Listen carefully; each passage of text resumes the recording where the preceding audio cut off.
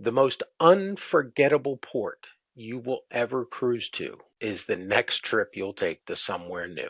And that's what's most important about travel is there's an entire world out there. Go experience it. We live off near the Jersey Shore, and there are people that both of us grew up with who their family's vacation was to get a house at the Jersey Shore. They either owned one, they rented one or shared rental on one for a month. They went there for a week or they stayed in a motel down at the shore. They had the Jersey Shore, they had the sun, weather, they had a beach. They didn't have to take care of a swimming pool. For some of them, the whole family went down one week. Dad took off for a couple days or just the weekend. He went back to work and the family stayed at the shore. That was their vacation. And financially, it makes a lot of sense because growing up, we had a swimming pool. We have a swimming pool, for our kids and our family all along. We have some great pictures of everybody out there. But the swimming pool that we pay for all the time gets way less use than it gets use. And if you factor in the cost of the swimming pool versus taking a trip, it's cheap. It's more financially economical to take a trip. However, the swimming pool's always there, even if they hop in it for 30 minutes. And that's part of the problem with the most unforgettable cruise port that you will ever go to is the next one that's different. Because the swimming pool in the backyard it's a comfort, and when it's always there, you don't use it as much. And the same thing happens in cruising. I'll give you an example. From Florida, you go to Nassau. And what's the best advice I can give you in Nassau? Don't get off the ship. It's just not worth it. There's not a lot to do there. Well, there's a straw market where you can get pickpocketed, or there's a straw market where you can buy overpriced junk from China. That's not worth it. Or you can go swimming with the pigs, which, there's a whole bunch of people that have problems with that from an environmental and, first off, you're swimming in pig shit. It's just, I mean, what else do you want to call it? I mean, that's what it is. Hey, I'd like to go to a tropical island and stand around where pigs are pooping. I have just the thing. Yeah, there's way, especially in, Nassau, there's some, wonderful forts to see. There's reefs to go on. You can go on scuba diving adventures to where they filmed movies, from James Bond's movies to, all other sorts of films. Fun, interesting things to do. You can go to different beaches, different food places, cookouts, other things. So even in Nassau, where I would tell you, yeah, don't get off the ship. There's a ton of stuff to do. You just have to have the right mindset. And the mindset is don't just walk over to the straw market and say, I experienced Nassau. And, that's the next step of going somewhere different. It's very easy to go on a 3-day bruise cruise over the weekend. There's a whole guy online who does nothing but that.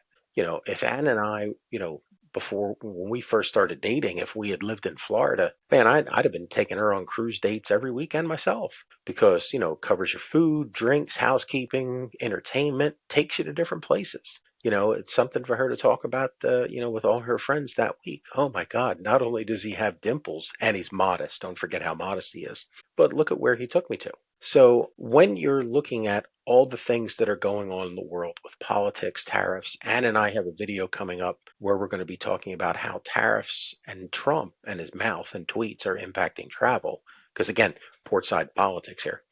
Um, it is having a huge impact in lots of ways. It's messing with the supply demand curves. And in a lot of these cases, you could benefit, and a lot of these, you don't want to touch the deals. But regardless of that, whether it's a savings or a steal or just a regular trip, instead of going on that trip for 3 days yet again down to the Bahamas, try and do the 7-day trip to Alaska. There's a really good deal on Princess right now. 15 days Alaska from San Francisco. You don't have to fly to Vancouver. You don't have to fly to Anchorage and go one way. It's a round trip cruise. If you go check online, whatever generation you are and whatever website your generation uses, you're going to find lots of reviews and people commenting and things to do. But if you call Carnival and tell them that you want to cruise and they see that you've been doing the 3-day cruise cruises, that's what you might get recommended. You might get recommended a 5-day during the week or maybe a 7 to go, Eastern, Western, Southern Caribbean.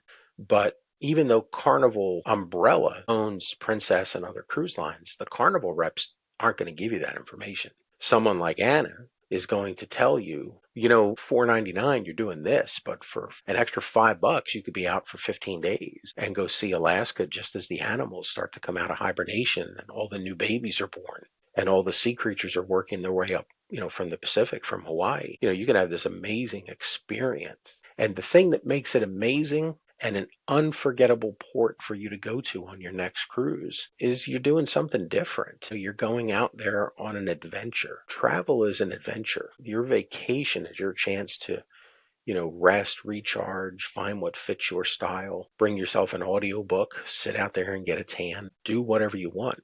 But it's also a chance to do all the things that you can't do sitting in your backyard or opening up the window of your bedroom and going out onto your roof with a towel and laying on the roof. Things that my family has done over the years, you know, because there are times where, you know, things were tight and, you know, we weren't going on a trip. And then all of a sudden things weren't that tight and we were going on a trip to Europe for 2 weeks. And then you come back and you find out that your friends went down to the Jersey Shore for 2 days and played skee ball. And you're like, oh man, we missed that.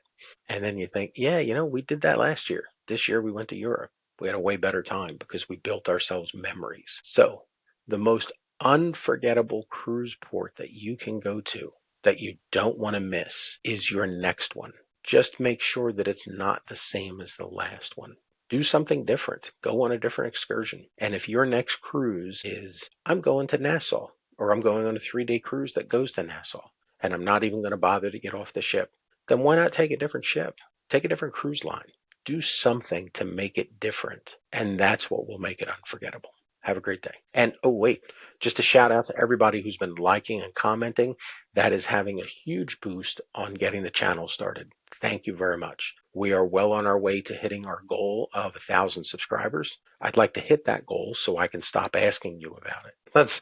I think that's the most important part of that goal. Let's get out of that nonsense of the 1,000 sub thing, you know, and let's focus on giving you, you know, wonderful content that you really want to see. And if you haven't, please click the subscribe button, pass along a link, share it with your friends. But you know what? Even more than that, the comment where you agree or disagree is way more important to us. So thank you for all those comments, and we will see you on the port side.